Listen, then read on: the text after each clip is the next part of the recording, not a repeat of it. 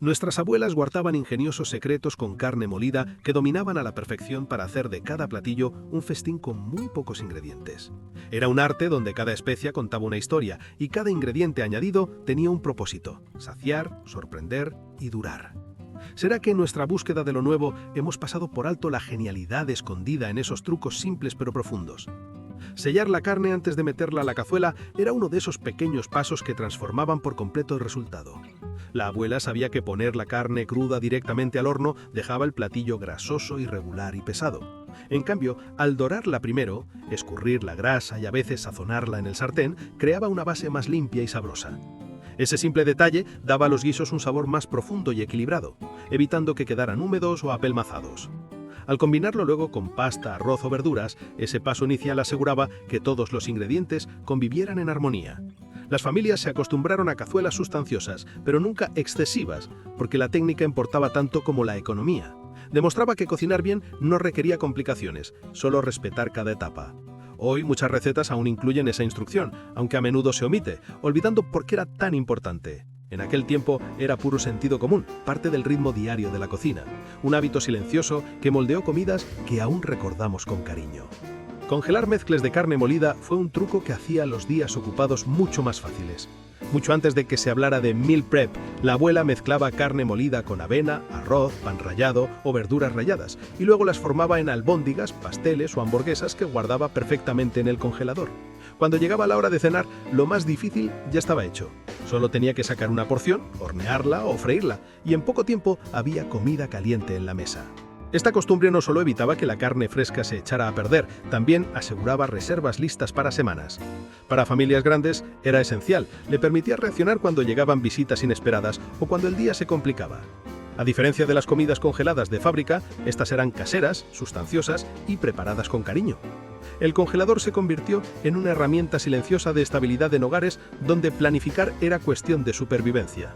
Aquellos paquetes de carne no eran solo comida, eran previsión, consuelo y la seguridad de que pasara lo que pasara, siempre habría un plato caliente esperándote. Freír pastel de carne del día anterior para rellenar sándwiches era otra de las genialidades de la abuela para reinventar la cena. Cortaba rebanadas frías directamente del refrigerador, las pasaba por un sartén caliente y las doraba hasta que los bordes quedaban crujientes mientras el centro se calentaba. Entre dos rebanadas de pan, a veces simple, a veces tostado, se convertían en un emparedón abundante que parecía completamente nuevo.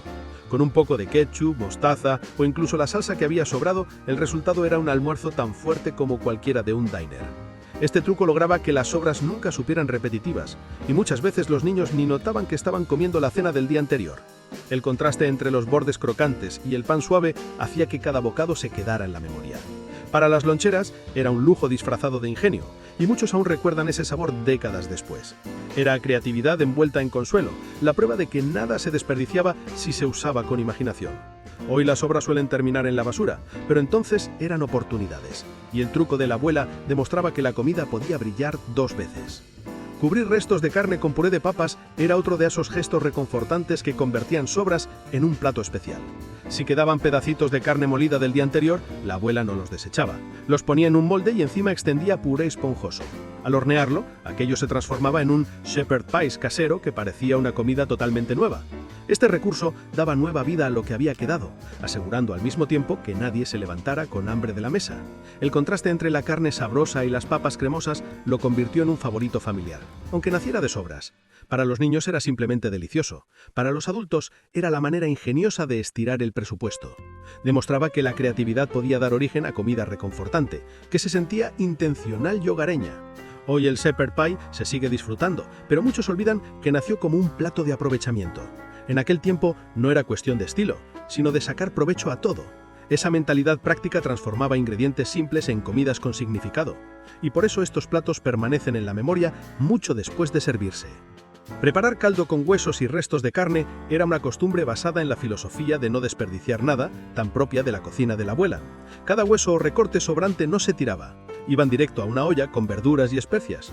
Cocidos a fuego lento, daban lugar a un caldo espeso y lleno de sabor, que servía de base para sopas, guisos o salsas. Así se aprovechaba cada parte del animal, sacándole el máximo valor.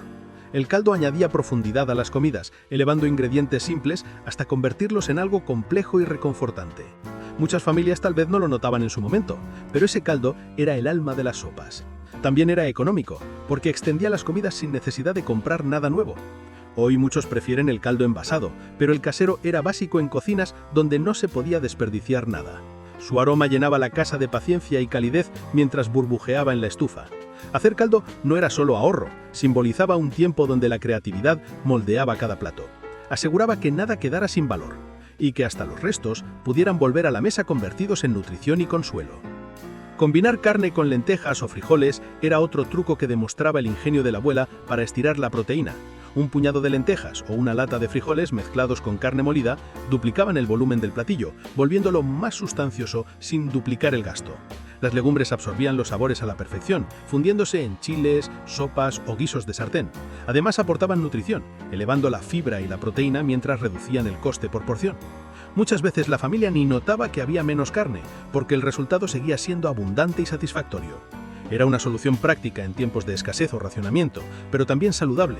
La comida se sentía generosa, aunque no fuera opulenta.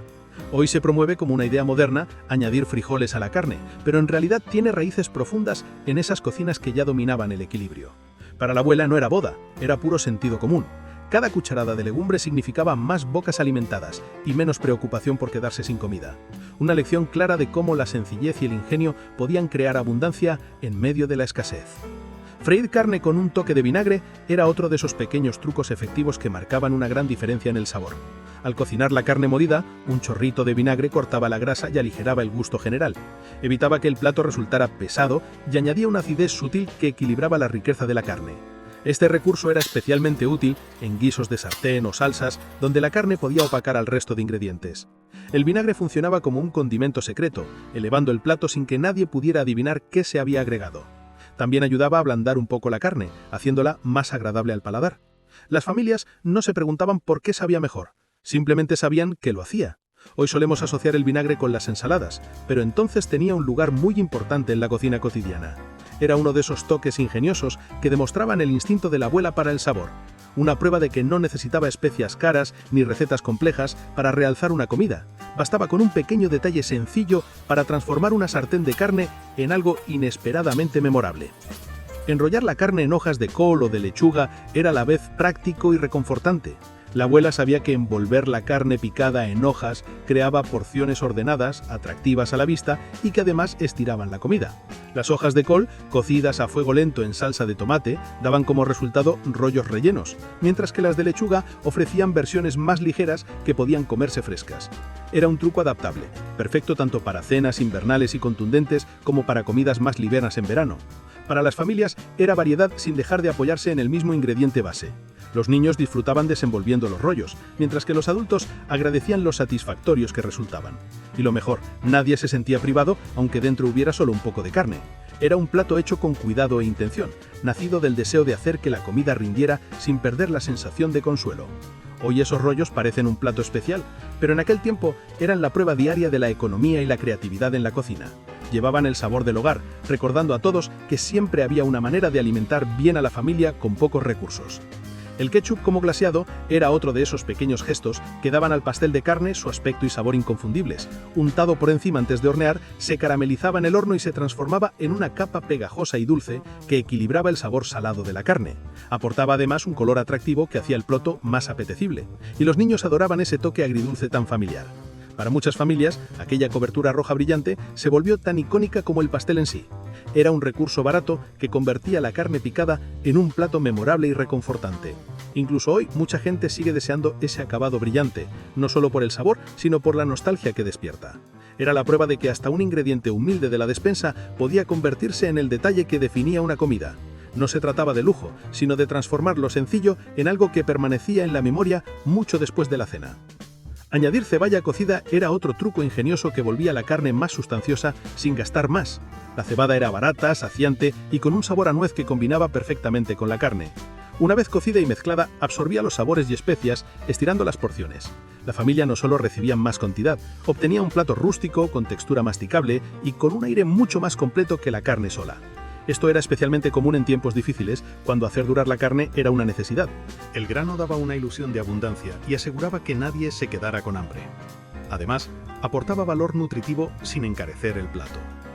Hoy la cebada ha caído casi en el olvido dentro de estas recetas, pero en las cocinas de antes fue esencial.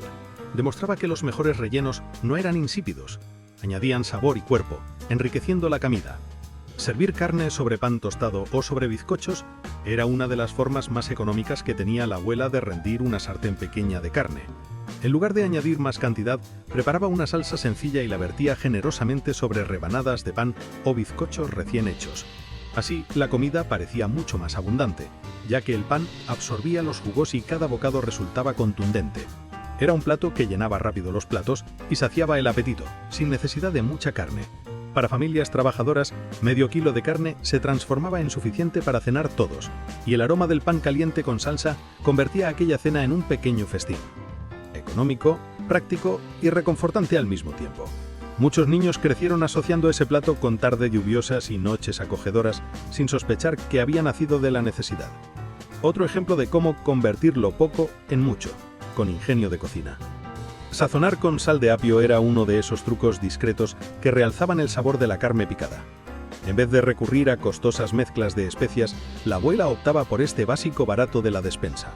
Su toque de frescura equilibraba la intensidad de la carne, dando más complejidad a hamburguesas, guisos o cazuelas. Una pizca bastaba para transformar el carácter de un plato, aportando profundidad que la sal común no conseguía. No era llamativo, pero sí eficaz, y se convirtió en un recurso fiable para variar sabores sin gastar más. En muchos hogares, la sal de apio fue un héroe silencioso de la cocina diaria, sobre todo cuando las opciones eran limitadas. Hoy casi no se usa en estas recetas, pero su capacidad de iluminar los sabores sigue intacta. Entonces era parte natural del ritmo de la cocina, un detalle pequeño pero decisivo que impedía que las comidas resultaran monótonas. Cocer la carne en zumo de verduras enlatado era otra forma ingeniosa de conseguir sabor y salsa en un solo paso. Una lata de V8 o simplemente zumo de tomate transformaba la carne en un plato sabroso, ácido y lleno de cuerpo. El jugo mantenía la carne jugosa y al mismo tiempo la envolvía en una salsa lista para verter sobre arroz, pasta o pan. Era económico, eficiente y con un solo ingrediente resolvía varios pasos. Además, aportaba verduras a la dieta familiar, aunque nadie se diera cuenta, lo que hacía la comida más saludable. Su sabor era intenso, distinto al de la simple salsa de tomate, y daba personalidad al plato. Era un ejemplo de ingenio y sencillez, demostrando cómo un solo cambio podía marcar la diferencia. Hoy, este truco está casi olvidado, pero en su día fue un recurso vital para hacer de cada comida algo especial. Convertir la carne en un hash para el desayuno era otra forma brillante de transformar sobras en un plato completamente nuevo. En lugar de desperdiciar los restos, los desmenuzaba en una sartén junto con patatas y cebolla. Todo se freía hasta quedar dorado y crujiente, y el resultado era un desayuno abundante que mantenía a la familia saciada hasta el mediodía. Este truco no solo era economía, era también variedad, asegurando que la cena del día anterior no se repitiera tal cual. A veces añadía huevos por encima o los servía al lado, haciendo el plato aún más completo. El olor de aquel hash chisporroteando por la mañana llenaba la cocina de calidez y consuelo. Mostraba que ningún ingrediente era demasiado pequeño para ser reinventado en algo sustancioso. Hoy lo asociamos a los restaurantes de carretera, pero en su origen era símbolo de ingenio en casa, un recordatorio de que hasta las sobras podían convertirse en un manjar reconfortante. Mezclar mantequilla de cacahuete en el estofado era uno de esos trucos sorprendentes de tiempos de guerra que sin embargo tenían sentido. La crema de cacahuete era barata, duradera y rica en proteínas, lo que la volvía un añadido muy útil cuando la carne escaseaba. Al removerla en el guiso, espesaba el caldo y le aportaba una riqueza cremosa que lo hacía más sustancioso. No se trataba de que el plato supiera a cacahuete, sino de darle más cuerpo y profundidad. Muchas familias ni siquiera sabían el secreto, solo que aquel estofado resultaba reconfortante y llenador. Este truco demostraba que la inventiva también podía ser creativa, transformando un guiso ordinario en algo único. Mostraba además lo flexibles que podían ser los ingredientes cuando el dinero o las raciones escaseaban. Hoy la idea puede sonar extraña, pero para la abuela era una forma silenciosa de asegurarse de que su familia recibía el alimento necesario sin sentir que les faltaba algo. Alargar las hamburguesas con yemas de huevo era uno de esos secretos silenciosos que hacían que las tortitas de carne supieran más ricas y rindieran más. Añadir yemas a la mezcla daba a las hamburguesas una textura aterciopelada, que parecía más lujosa incluso cuando la carne era barata. Además, las yemas funcionaban como aglutinante, ayudando a que las tortitas mantuvieran su forma en la sartén o la garrilla. Eso significaba que con medio kilo de carne, la abuela podía moldear más hamburguesas sin que se deshicieran. El resultado eran hamburguesas más jugosas, con un sabor que parecía mayor que la porción real. Un truco sutil, pero decisivo para familias que necesitaban estirar cada comida. Los niños creían que estaban comiendo una hamburguesa abundante, sin saber que se debía, en parte, a los huevos. Hoy casi nadie lo hace, pero era uno de esos hábitos olvidados que daban más profundidad a la comida sencilla.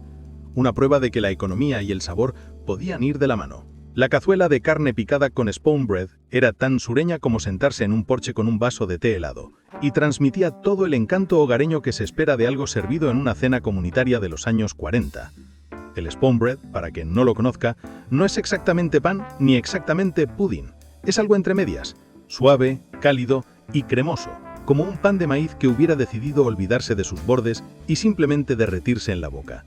Ahora imagina esa textura celestial servida sobre carne picada sazonada. La carne solía cocinarse con cebolla, ajo y un toque de pimienta o salsa picante. Era un plato que abrazaba, servido en una cazuela, suave, salado y tan saciante que casi no hacía falta nada más en el plato. Además, era de esos guisos que al día siguiente sabían incluso mejor, si es que quedaban sobras. Pero si eso parece demasiado cálido y reconfortante, hay que mirar también a platos nacidos directamente de la escasez y la dureza. El pato prensado, una obra maestra de inspiración francesa, era tan complejo como suena. Consistía en cocinar un pato y luego usar una prensa especial para extraer su sangre y jugos, que después se transformaban en una salsa rica y profundamente sabrosa. Sí, una salsa hecha con sangre y tuétano. Antes de torcer el gesto, hay que recordar que este plato fue una estrella en los restaurantes franceses de la época y su sabor único hablaba por sí mismo. Era una preparación compleja, atribuida a un posadero de la ciudad de Duclar y conocida como canard al press. Se convirtió en la especialidad del restaurante Tour d'Argent, en París. Cocinar pato prensado no era tarea para cualquiera, requería tiempo, esfuerzo y herramientas especiales, lo que explica por qué hoy es casi inexistente en nuestras mesas. Y claro, no todo el mundo tiene la disposición de comer una salsa hecha a base de tuétano. Aún nos quedan más platos y trucos por recorrer, pero por hoy hemos llegado al final. Te dejamos en pantallas más vídeos con más trucos ingeniosos y platos que merecen ser recuperados. Platos que deberíamos recuperar del olvido y traer de nuevo a nuestra mesa. Muchos de ellos son más que comida, son vivencias y tradiciones. Suscríbete para que no te pierdas más de estos trucos y juntos sigamos rememorando las tradiciones culinarias más interesantes.